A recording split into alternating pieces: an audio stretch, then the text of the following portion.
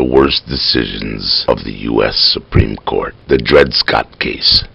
In 1857, the U.S. Supreme Court ruled that black lives don't matter. The Dred Scott case ruled that the U.S. Congress had no authority to ban slavery in territories not yet states. That no slave or descendant of a slave could be a U.S. citizen and thus had no right to sue in federal court. It took the Civil War to right the wrongs of slavery.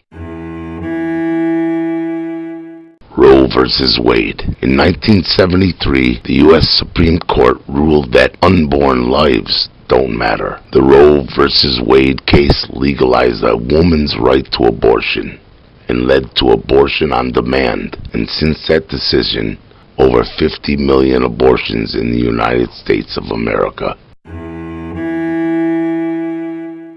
Citizens United case. In 2010, the U.S. Supreme Court ruled that free elections don't matter. Elections were for sale.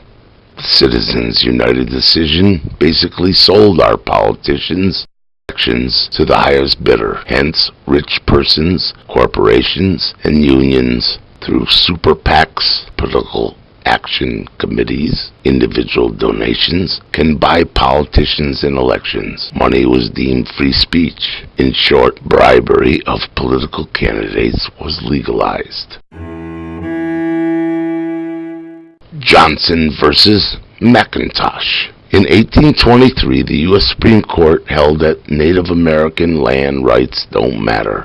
In Johnson versus McIntosh year 1823, the U.S. Supreme Court granted Indians rights in their lands, but only allowed them to sell their lands to the U.S. federal government. Thus, the Native American Indians could not sell their lands on the open market to private citizens and interests. How's that for free enterprise?